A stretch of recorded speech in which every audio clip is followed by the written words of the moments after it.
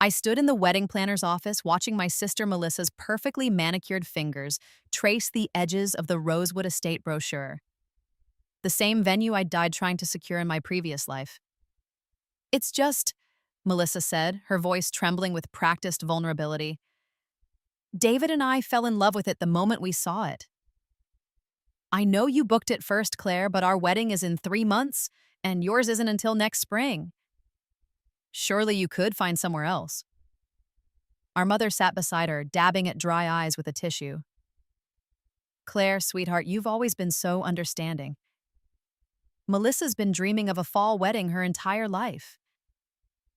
You know how delicate she is. The stress of finding another venue might trigger one of her episodes. The wedding planner looked at me expectantly, sympathy already forming in her eyes for my delicate sister. In my first life, I'd fought this. I'd screamed and cried and insisted on my rights. I'd been painted as the selfish older sister, jealous of Melissa's happiness. The stress had contributed to the car accident that killed me 3 days before my own wedding, an accident I now knew wasn't an accident at all. But I wasn't that Claire anymore. I'd woken up on my 23rd birthday, 3 years before my death, with every memory of my previous life intact. I'd spent the past 2 years watching, learning, and planning. Of course, I said softly, and watched shock ripple across my mother's face. She'd expected a fight. Melissa should have the venue. I'll find something else. Melissa's eyes widened, her mask slipping for just a moment before she threw her arms around me. Oh, Claire, thank you, thank you. You're the best sister ever. I'll make sure you're right there in the front row when David and I say our vows. I hugged her back, feeling her sharp shoulder blades through her designer dress. I wouldn't miss it for the world. What Melissa didn't know, what none of them knew, was that Rosewood Estate had a dark secret. In my previous life, I'd been too blind to see it, too desperate to have my perfect day. But during the 2 years since my rebirth, I'd done my research. The estate's drainage system was catastrophically flawed. Every contractor who'd examined it had warned the owners, but they'd done nothing, choosing profit over safety. During heavy autumn rains like the ones forecasted for early October, right around Melissa's wedding date, the entire lower terrace flooded. The vintage wine cellar, where Melissa would insist on hosting her reception, would be underwater. But I wasn't going to warn her. Why would I? She certainly hadn't warned me in my previous life when she'd tampered with my car's brakes. The memories of my first life were sharp as broken glass, cutting me every time I let myself remember. I'd been the convenient daughter, the one expected to sacrifice, while Melissa, 3 years younger and diagnosed with a conveniently vague anxiety disorder, got everything she wanted. I'd worked 2 jobs to put myself through state college, while Melissa attended an expensive private university on our parents' dime. When I'd finally landed a good job at a marketing firm, my parents had asked me to contribute to Melissa's tuition. When I'd met Marcus, my ex-fiancé, at a company event and we'd fallen in love, I'd thought I'd finally found someone who chose me first. I'd been wrong. Marcus had been charming, successful, and devoted until Melissa met him at our engagement party. I'd watched her deploy every weapon in her arsenal, the vulnerable smiles, the breathy laughs, the casual touches. Within weeks, I'd found them together in our apartment. Marcus had looked at me with something like relief, as if I'd freed him from an obligation. "I'm sorry, Claire," he'd said. "But Melissa needs me. You've always been so strong, so independent. You don't need anyone. But she's fragile. She needs someone to take care of her." I'd ended the engagement, moved out, and tried to rebuild my life. But Melissa hadn't been satisfied with just stealing my fiancé. She'd wanted my wedding too. The venue, the flowers, even the dress I'd already purchased. And when I'd refused to give her the venue reservation, when I'd finally stood up for myself, she'd arranged my death. I discovered this only through my rebirth memories. In my previous life, I'd thought it was just a tragic accident, brake failure on a rainy night. But now I remembered things I shouldn't have been able to remember, moments after death when my consciousness had lingered. I'd seen Melissa at my funeral crying beautifully in black designer dress, receiving condolences and sympathy. I'd seen her marry Marcus at Rosewood Estate 3 months later, wearing my dress, using my flowers. I'd seen her move into the house Marcus and I were supposed to buy together. And I'd seen her, late one night in that house, drunk on wine and success, confessing to Marcus that she'd paid someone to cut my brake lines, that it had been easier than she'd thought, that I'd always been in her way. Marcus had been horrified, not enough to turn her in, but enough to start drinking heavily, to start seeing me in every shadow. Their marriage had crumbled within a year, but by then I was already gone, and there was no justice for me. Until I woke up on my 23rd birthday, 3 years before my death, gasping for air in my old bedroom at my parents' house. The first thing I'd done was move out. I'd used the money I'd been saving for a car, money that in my previous life I'd lent to my mother for Melissa's medical bills and never seen again, and rented a small apartment across town. I'd gone back to my job at the marketing firm, but this time I'd been strategic. I'd taken credit for my ideas instead of letting my manager claim them. I'd networked aggressively. Within 6 months, I'd been promoted. I'd also avoided Marcus entirely. He worked in finance and traveled in adjacent professional circles, so our paths were likely to cross eventually. But I'd made sure that when we did meet, it would be on my terms. The second thing I'd done was hire a private investigator to look into my sister's past. What I'd discovered had been illuminating. Melissa's anxiety disorder was largely fabricated, a convenient excuse she'd been using since high school to avoid responsibility and manipulate our parents. The few therapists she'd actually seen had noted malingering and narcissistic tendencies in their files. Our mother had simply shopped around until she'd found someone willing to provide the diagnosis she wanted. I'd also discovered that I wasn't Melissa's first victim. She'd systematically destroyed the reputation of any girl she perceived as competition in high school. She'd stolen a best friend's boyfriend by claiming he'd assaulted her, then later admitted to a friend it had been a lie, a confession the PI had tracked down and recorded. She'd sabotaged a rival's college applications by hacking her email and withdrawing them. The list went on. My sister was a sociopath, and our mother had enabled her every step of the way. Armed with this knowledge, I'd begun to plan. Not just my revenge, that would be satisfying but ultimately hollow, but my entire future. I would build a life so successful, so happy, that Melissa's destruction of it would destroy her instead. 2 months after giving up the Rosewood estate, I met James at a charity gala my company was sponsoring. I'd been standing alone by the bar, watching the crowd, when a voice beside me said, "You look like someone who's plotting something interesting." I'd turned to find a tall man with dark hair and warm brown eyes, wearing a tuxedo like he'd been born in it. There was something both gentle and sharp about him, an intelligence in his gaze that saw more than most people bothered to look for. "Just contemplating the nature of karma," I'd said lightly. He'd smiled. "Is karma something that happens to you or something you make happen?" "I'm still deciding." We'd talked for 2 hours, and I'd learned that James Thornton was everything Marcus had pretended to be. Old money, but not arrogant about it. Successful in his own right, he ran a venture capital firm that specialized in funding women-owned startups, kind without being weak. And most importantly, he was perceptive enough to sense that I was holding something back, but patient enough not to push. When he'd asked for my number at the end of the night, I'd hesitated. Getting involved with someone felt dangerous, like giving Melissa another weapon to use against me, but something in James's steady gaze made me take the risk. "I should warn you," I'd said, as I'd typed my number into his phone. "My family is complicated." "So is mine," he'd replied. "That's what makes life interesting." We'd started dating slowly. Coffee dates that turned into long walks, dinners that stretched into the early morning hours because neither of us wanted the conversation to end. James never pushed for more than I was willing to give, but he made his intentions clear. He was interested in building something real, not playing games. I'd been careful not to introduce him to my family. As far as they knew, I was single and sad, probably still pining over Marcus. I'd played my role well, showing up to family dinners with a brave smile, listening to Melissa gush about her relationship with David, a stockbroker she'd met at a gym, nothing like Marcus, which told me she'd moved on to a new target. David was wealthy, successful, and from a prominent family. He was also, I'd discovered through careful research, deeply traditional and obsessed with appearances. His family had standards. They expected perfection. A wedding at Rosewood Estate would impress them. A wedding that turned into a disaster would not. 3 months into my relationship with James, he took me to meet his mother. Elizabeth Thornton lived in a sprawling estate outside the city, the kind of place that whispered old money and older traditions. I'd been nervous. My previous life had taught me that rich families often came with rich complications. But Elizabeth had greeted me at the door with a warm hug and twinkling eyes that reminded me of her son. "I've been dying to meet the woman who's made James smile like that," she'd said, leading me into a sunlit living room. "He's been insufferable, completely besotted." We'd spent the afternoon talking, and I'd found myself opening up to Elizabeth in ways I hadn't expected.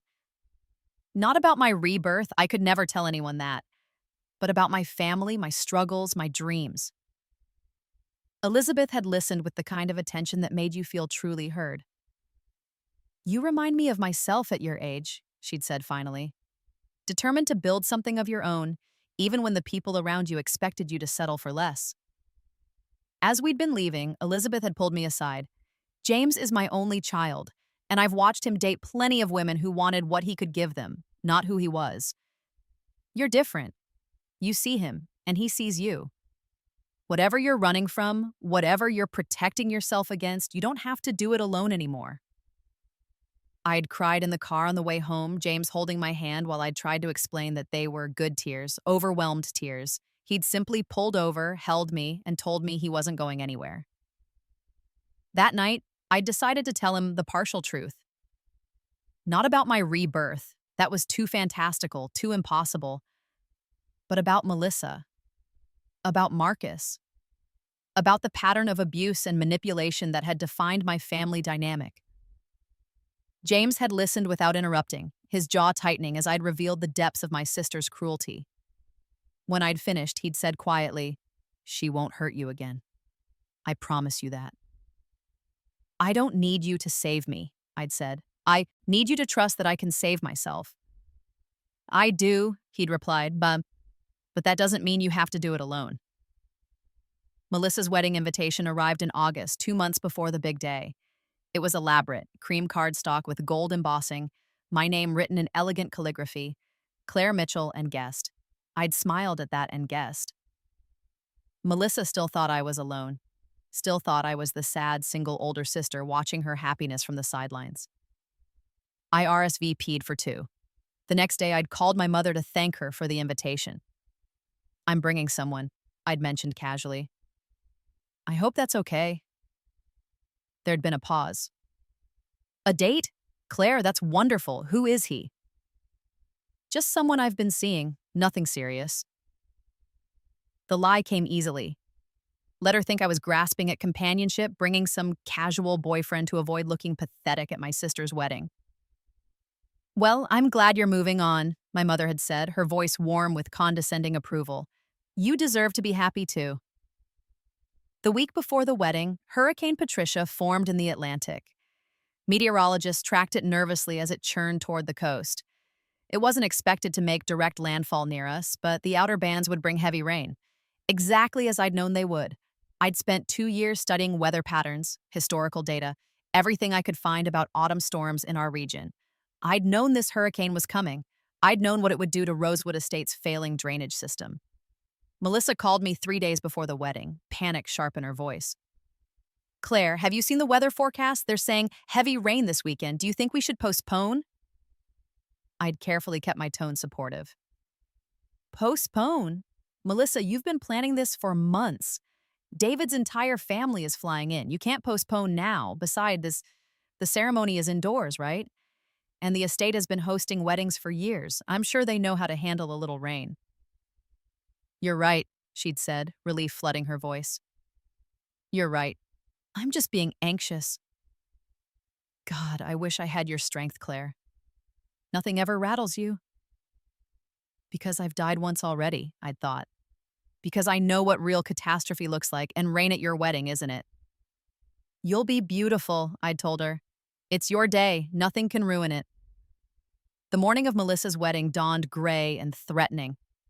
James picked me up from my apartment at 9, looking unfairly handsome in a charcoal suit. I'd chosen my outfit carefully, a deep blue dress that was elegant without being flashy, jewelry that was tasteful but clearly expensive. I wanted to look successful, happy, healed. I wanted Melissa to see exactly what she hadn't managed to break. Ready? James asked, taking my hand. I've been ready for 3 years, I said. The drive to Rosewood Estate took 40 minutes. Rain had already started, a light drizzle that made the road slick. As we pulled up to the grand entrance, I could see wedding staff rushing around with umbrellas, trying to manage the weather. The estate was beautiful. Rolling lawns, ancient oak trees, a main building that looked like something out of a historical drama. I could see why Melissa had wanted it. It screamed prestige and romance. It also had a fatally flawed drainage system that was about to become very apparent. James and I entered the main hall where guests were gathering for the ceremony. I spotted my parents immediately, my mother in an elaborate lavender dress, my father looking uncomfortable in his tuxedo. My mother's eyes widened when she saw James beside me, then widened further when she recognized who he was. Elizabeth Thornton was well known in social circles. Her late husband had been a titan of industry, and her charitable foundation was one of the most prestigious in the state. If my mother knew Elizabeth, she would know James. And judging by the color draining from her face, she did. Claire, my mother said, hurrying over, you didn't mention you were dating James Thornton. You didn't ask, I replied sweetly. Mother, father, this is James. James, these are my parents. James shook hands with them, his manner perfectly polite but subtly distant. He knew what they'd done to me. He wouldn't be warm. We should find our seats, I said. I want to get a good view of the ceremony. We settled into chairs near the front, not in the family section where my mother had clearly expected me to sit, but among the other guests where James and I could observe without being observed. I watched my mother's face tighten with confusion and frustration. This wasn't how her daughter's dynamic was supposed to work. I was supposed to be grateful for inclusion, not casually sitting elsewhere with a man who outranked them socially. The ceremony began at 2. Melissa looked beautiful, I'd admit that. Her dress was elaborate, too elaborate, with layers of lace and crystals that must have cost a fortune. David stood at the altar looking nervous, his family filling the first 3 rows with their old money disapproval barely concealed. I didn't listen to the vows. Instead, I watched the windows, where rain had gone from drizzle to downpour. I could hear it hammering on the roof, overwhelming the sound system. The officiant had to raise his voice to be heard. By the time Melissa and David were pronounced husband and wife, water was beginning to pool on the terrace outside. I could see staff members conferring nervously, some of them already moving toward the wine cellar where the reception was set up. This was going to be spectacular. The cocktail hour was held in the upper galleries while the final reception preparations were completed. James and I mingled, his hand warm on my back, both of us playing our roles perfectly. Several people recognized him, and I watched their gazes sharpen with interest when they realized Hisam Gazet was with me. Claire, Melissa swept up to us, radiant in her wedding dress, a champagne flute in hand. I'm so glad you made it. And who's this? Melissa, this is James Thornton. James, my sister, the bride. I watched Melissa's face as she processed the name. She'd done her research on eligible bachelors. Of course she had. She knew exactly who James was, exactly what his family represented, and I could see the moment when jealousy and confusion warred in her eyes. James Thornton, she repeated. I didn't know you were dating anyone, Claire. How long has this been going on? 6 months, James said smoothly, his arm sliding around my waist. I'm a lucky man. 6 months? Melissa's voice pitched higher. You've been dating for 6 months and didn't tell anyone? I shrugged. You've been so busy with wedding planning. I didn't want to take attention away from your special day. It was a perfect shot, phrased as consideration but landing as an insult. Melissa's eyes flashed, but she couldn't call me out, not here, not now. She forced a smile. Well, I'm happy for you, Claire. Truly, though I hope you're being careful. You know how these things can turn out. Her gaze flicked to James, then back to me, meaning clear. Remember Marcus. Remember how he left you. Oh, I learned a lot from my past experiences, I said softly. I'm very good at recognizing red flags now. James's hand tightened on my waist, a subtle show of support. Melissa's smile grew brittle. I should get back to David's family, she said. They're so particular about everything. I swear his mother has been hovering all day. She swept off, and I felt James's quiet laugh against my ear. That was brutal. That was nothing, I said. Just wait. At 4:30, the wedding coordinator made an announcement. The reception would be delayed slightly due to some water in the lower level. They were working to resolve the situation and asked for everyone's patience. I sipped my champagne and watched the coordinator's increasingly frantic conversations with staff members. Through the windows, I could see the rain intensifying, the kind of deluge that turned roads into rivers and exposed every flaw in a building's infrastructure. By 5 o'clock, it was clear the reception couldn't be held in the wine cellar. The flooding had gotten worse, water pouring in from the failed drainage system, soaking the expensive carpets and threatening the venue's entire collection of vintage wines. The coordinator was nearly in tears as she explained to Melissa that they'd have to move everything to the upper ballroom, a smaller, less impressive space that couldn't accommodate the elaborate setup Melissa had planned. Melissa's meltdown was immediate and volcanic. I watched from across the room as she screamed at the coordinator, at the estate manager, at anyone within reach. Her perfect day was crumbling, and she couldn't handle it.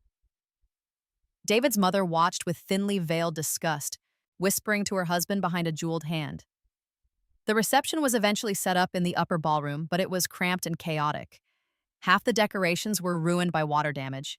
The elaborate 5-tier cake had to be moved so quickly that one tier collapsed.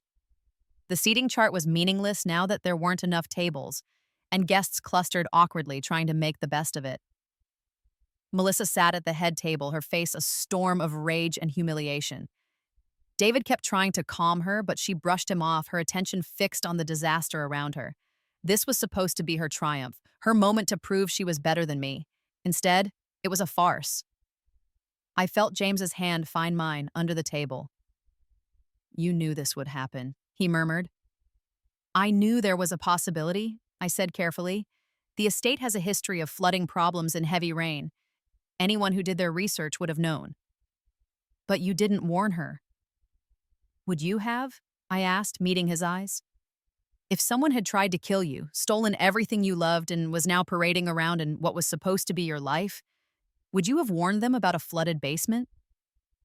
James was quiet for a moment, then squeezed my hand. No, he said, I wouldn't have. The evening deteriorated further. The DJ's equipment got wet and malfunctioned. The bar ran out of champagne because half the bottles were in the flooded cellar. Dinner was served 2 hours late and cold because the kitchen staff was overwhelmed. David's family left early, his mother making her disapproval clear to anyone who would listen. By 9 o'clock, Melissa was crying in the bathroom, her perfect makeup running down her face. I encountered her there by accident, or perhaps by fate. She looked up at me, vulnerability and rage mixing in her eyes. This is your fault, she said. You did something. I know you did. I gave you the venue, I said calmly. That's all. What happened after that was just bad luck. Bad luck? She laughed bitterly. Nothing with you is just bad luck, Claire. You've changed.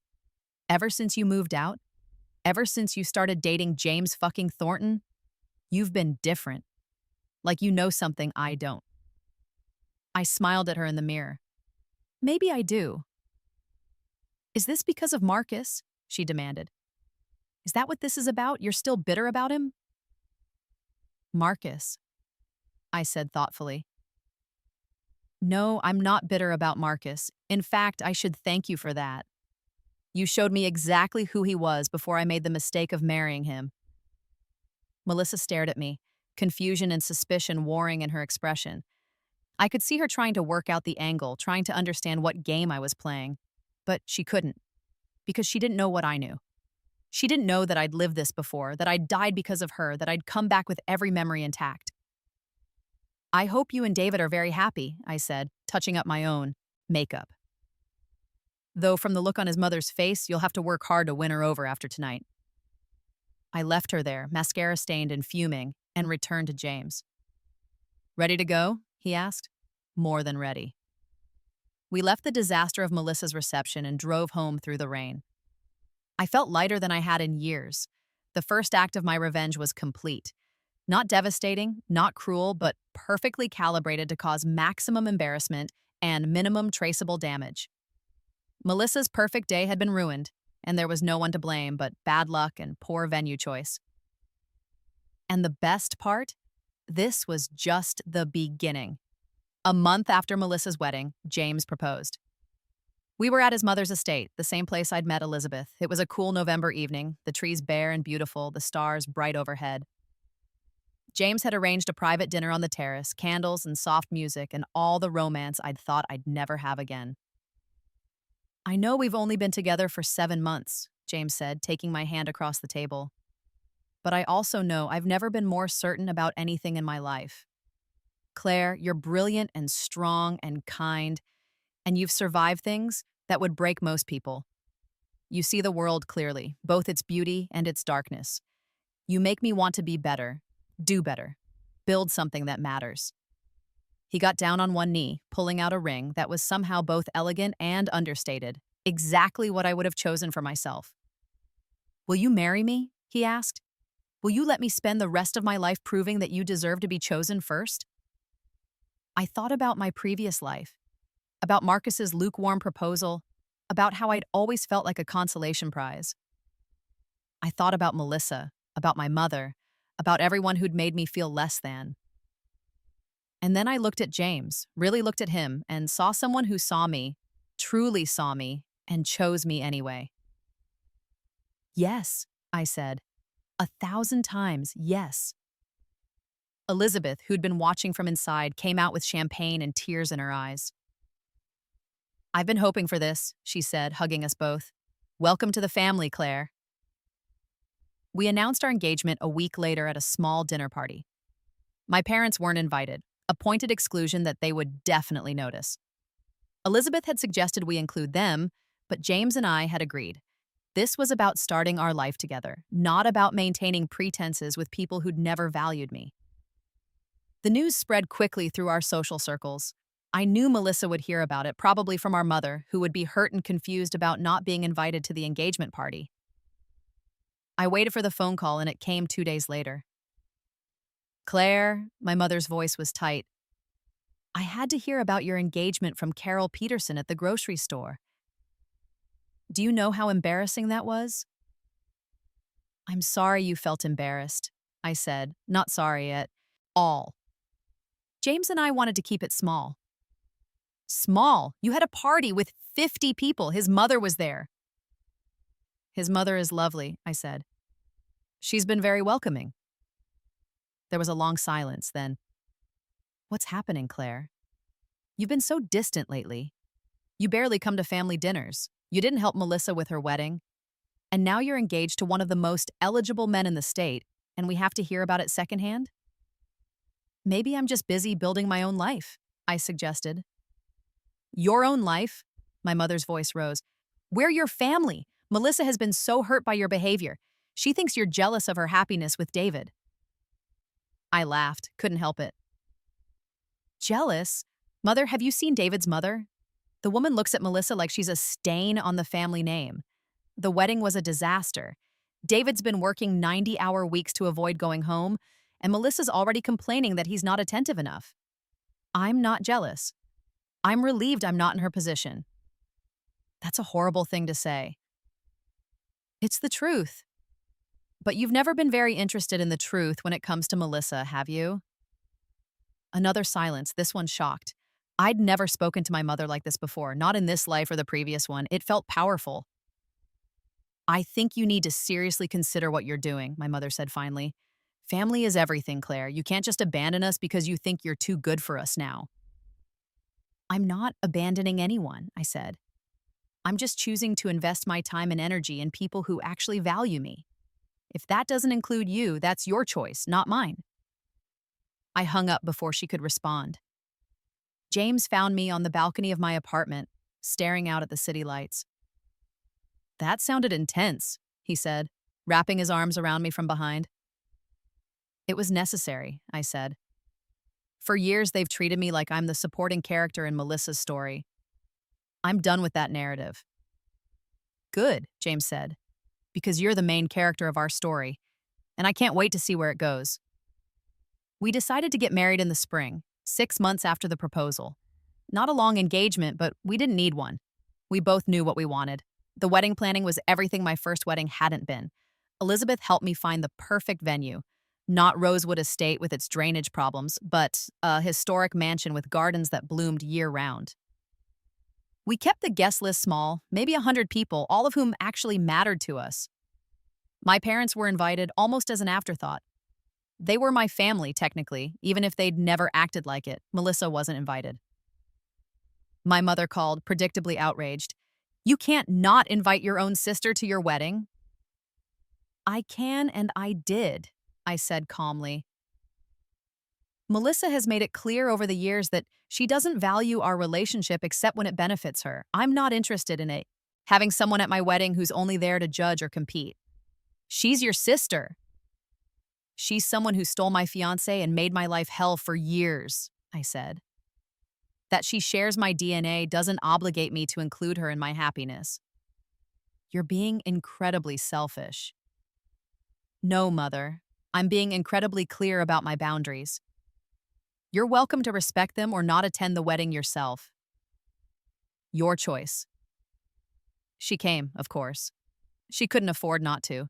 The social implications of missing her daughter's wedding to James Thornton would be devastating to her social standing.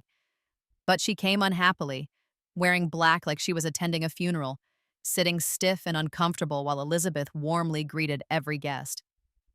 My father, at least, seemed genuinely happy for me. He'd always been the passive parent, letting my mother control the family dynamics.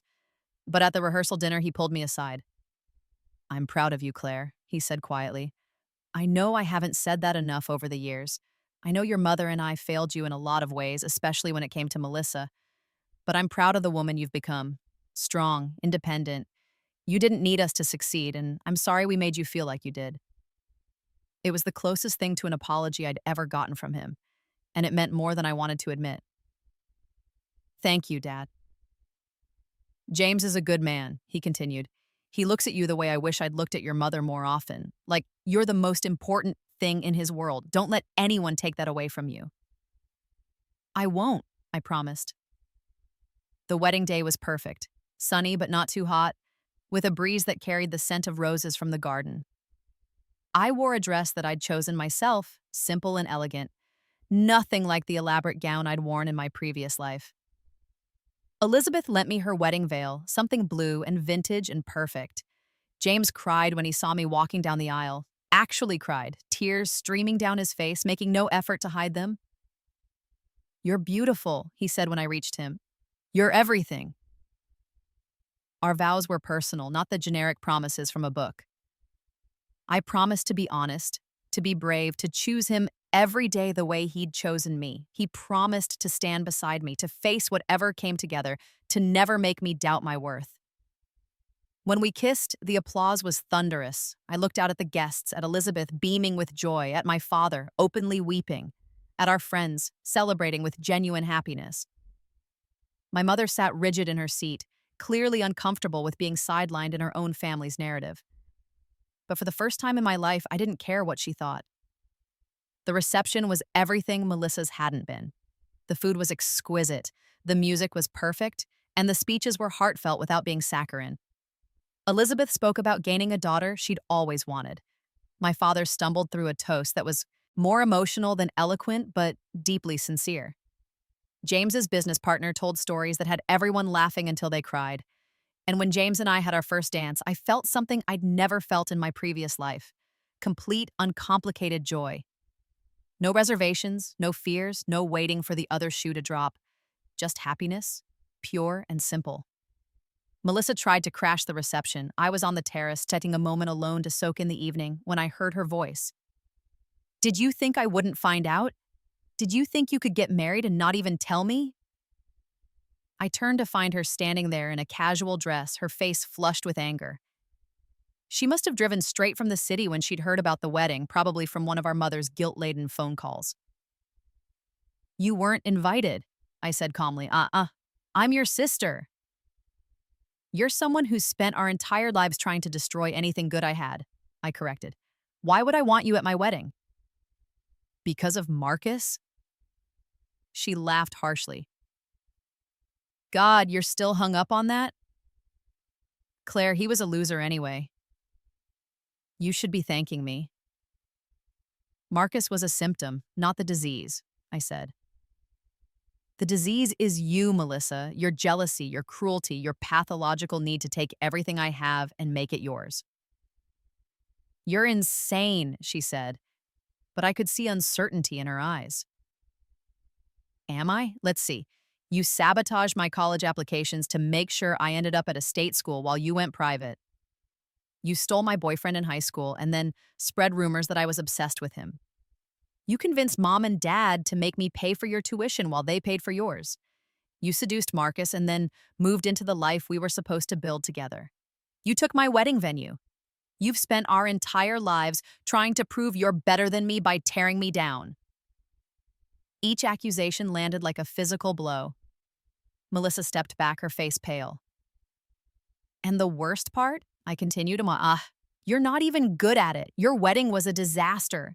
David's family hates you. Your marriage is falling apart because you chose a man for his money and status, not because you actually loved him. You're miserable, Melissa, and it's not because of me. It's because of you.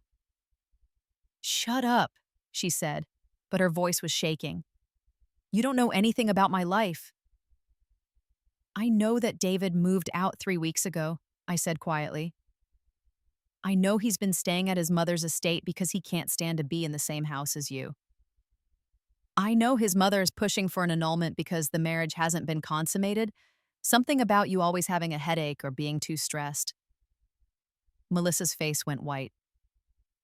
I have friends in a lot of places, I said. And unlike you, I don't need to steal or manipulate to get what I want. I just had to become someone worth knowing. Security appeared then. James must have noticed Melissa's arrival and sent them. They were polite but firm, escorting her off the property while she protested loudly about family rights and injustice. I watched her go, feeling nothing, not satisfaction, not anger, not even pity. Just nothing. James found me a few minutes later. Are you okay? Better than okay, I said, and meant it. That's the last time I let her take anything from me. Good, he said, pulling me into his arms. Because I'm selfish. I don't want to share you with people who don't deserve you.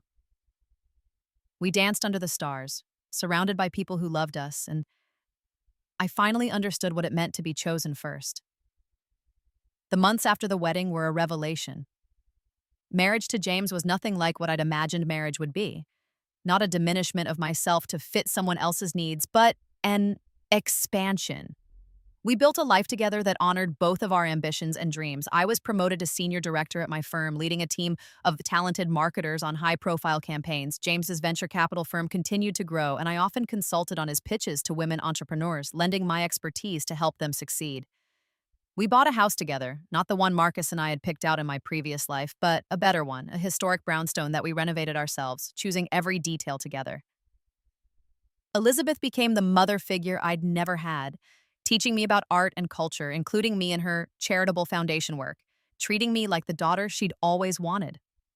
We had Sunday dinners at her estate, long conversations over wine, shopping trips that turned into adventures. She never once made me feel less than, never compared me to anyone, never expected me to sacrifice myself for others' comfort. My relationship with my parents remained strained. My mother couldn't forgive me for not centering Melissa in my life, for succeeding without her approval, for being happy in a way that didn't fit her narrative. My father tried to bridge the gap, but he was caught between his loyalty to my mother and his growing understanding that I'd been right to set boundaries. I saw them occasionally, at holidays and obligatory family gatherings, but I no longer pretended that we were close. I was polite, distant, and utterly unbothered by my mother's passive-aggressive comments about how I'd changed or forgotten where I came from. I haven't forgotten, I told her once. I just decided I deserved better. Melissa's life, meanwhile, continued its downward spiral. The annulment went through after 6 months. David's family had powerful lawyers, and Melissa had no real defense. She'd married him for his money and status, made no secret of it, and his family had documentation of her gold-digging behavior. She walked away with nothing, not even the expensive gifts she'd accumulated during their brief marriage. She tried to come back to our parents' house, but even my mother had limits. She'd been embarrassed by the annulment, by the gossip in her social circles, by the way Melissa had spectacularly failed to land a wealthy husband. She let Melissa stay, but on strict conditions: get a job, pay rent, stop expecting handouts. For the first time in her life, Melissa had to face consequences. I heard through my father that she'd gotten a job at a department store working retail for minimum wage, that she'd started seeing a therapist, a real one, not someone willing to give her disability papers to avoid work, that she'd been diagnosed with narcissistic personality disorder and was supposedly working on it, though my father's tone suggested he was skeptical. "She asks about you sometimes," he said during one of our rare phone calls. "Wants to know if you'd be willing to talk to her." "No," I said simply. She says she's sorry." "I'm sure she is. Sorry she got caught. Sorry her life didn't work out. Sorry she doesn't have anyone to manipulate anymore. But I'm not interested in being her emotional support or her path to redemption. She made her choices. She can live with them." "You've gotten hard, Claire." "No, Dad. I've just stopped setting myself on fire to keep other people warm. There's a difference." A year and a half into our marriage, I got pregnant. It wasn't planned. We'd been talking about kids but hadn't decided on timing. But it felt right. James was ecstatic. Elizabeth cried happy tears, and I felt a fierce protectiveness for the tiny life growing inside me. My parents found out through the grapevine, and my mother called, her voice careful. "Claire, I heard you're expecting. Congratulations." "Thank you. I hope, that is, your father and I would very much like to be part of the baby's life. We know we haven't been the best parents, but we'd like to try to be good grandparents." I thought about it carefully. My father had been making genuine efforts to repair our relationship. My mother's motivations were less clear. Was this about truly connecting with me or about maintaining her image as a devoted grandmother? "I need you to understand something," I said finally. "If you want to be part of this child's life, you need to respect my boundaries. That means no talking about how I should reconcile with Melissa. No guilt trips about family obligations. No trying to manipulate me into doing things your way." "Can you do that?" Yes, I can try." "Trying isn't good enough, Mom. Either you can or you can't." There was a long silence. Then, "I can. I promise I can." I wanted to believe her. Despite everything, some part of me still wanted a relationship with my mother, wanted to believe she could change. "Okay, we'll see how it goes." The pregnancy was smooth, and our daughter was born in late spring, a healthy baby girl with James's dark hair and what Elizabeth swore was my determination, even at 3 days old. We named her Eleanor, after James's grandmother, a woman Elizabeth said would have loved me. My parents visited when Eleanor was 2 weeks old. My mother held her with unexpected gentleness, tears streaming down her face. "She's perfect," she whispered. "Claire, she's absolutely perfect." "She is," I agreed, watching carefully for any signs of the manipulative behavior I'd learned to expect. But my mother was different with Eleanor. Softer, more present. She didn't try to take over or tell me what to do. She just asked how she could help, and when I gave her tasks, she did them without complaint or commentary. My father was openly doting, sitting for hours with Eleanor in his arms, telling her stories about when I was a baby. "Your mother was strong even then," he told her. "Stubborn.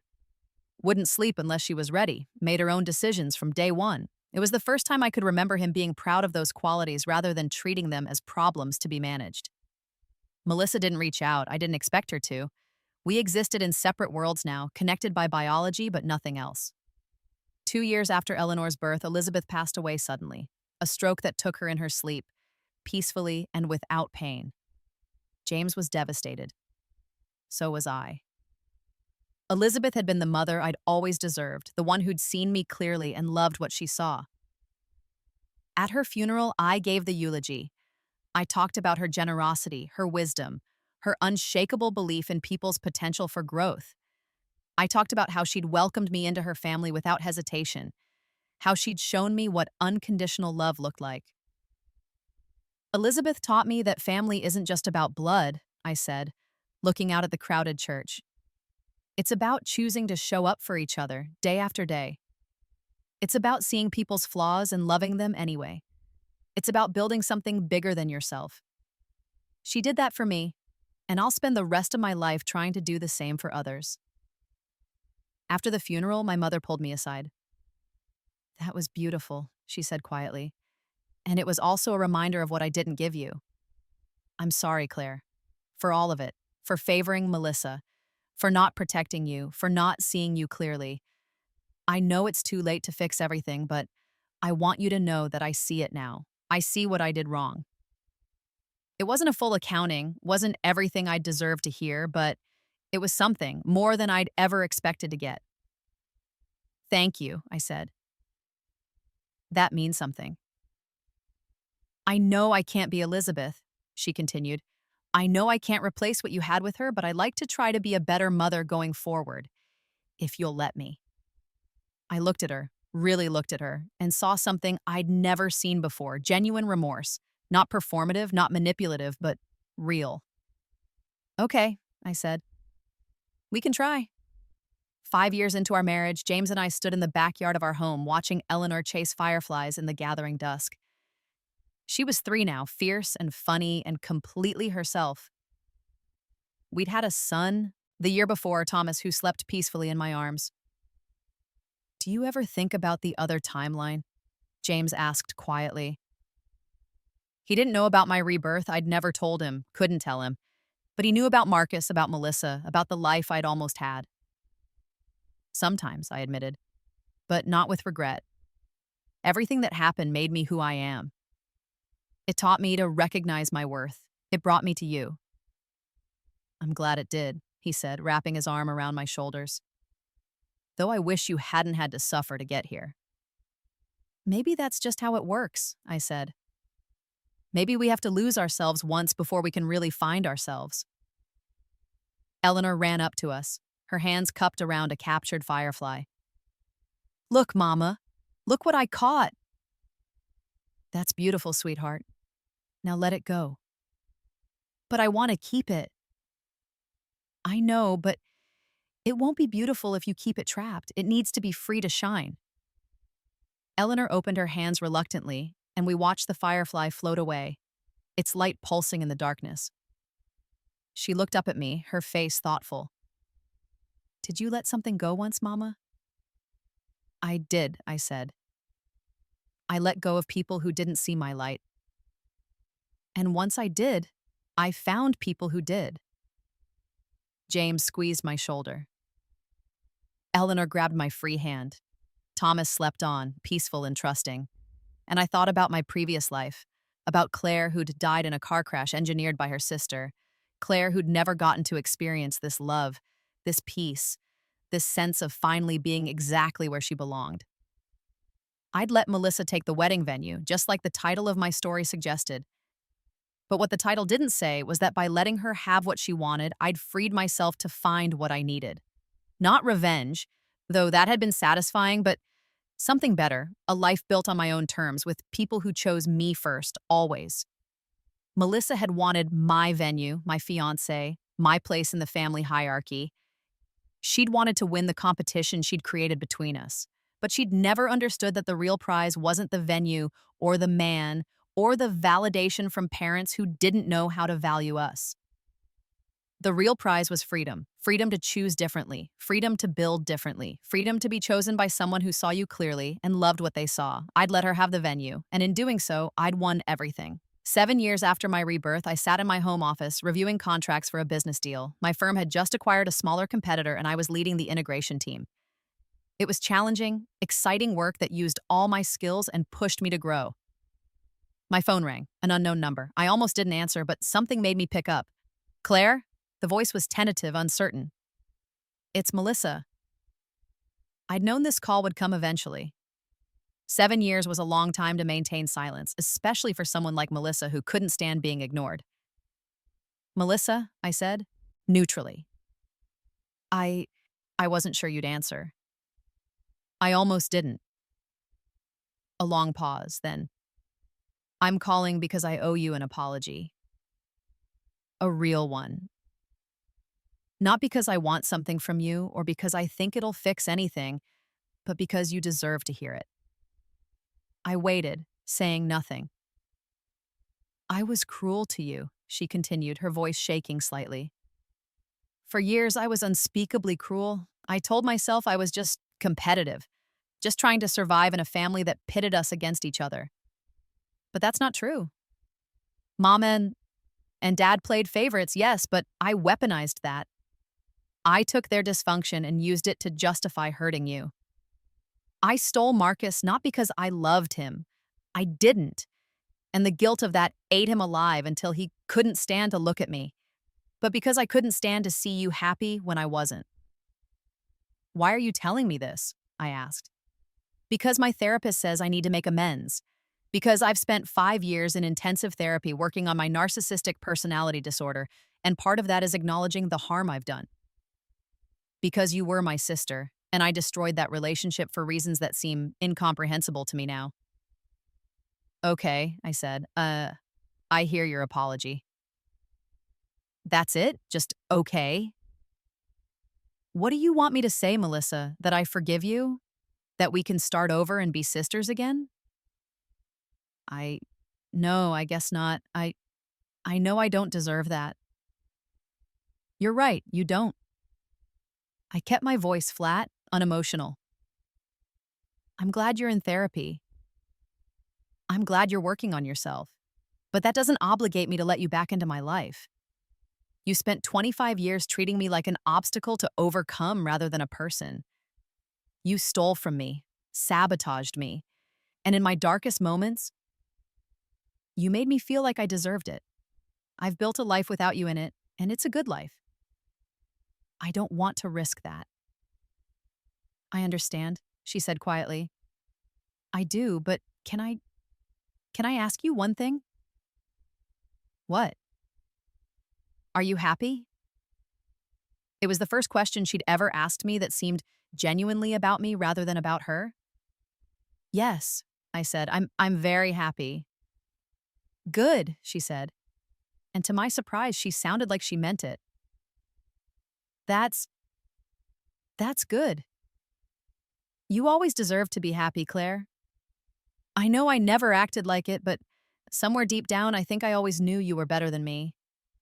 Kinder, stronger. I hated you for it, but I also, I admired you. I still do.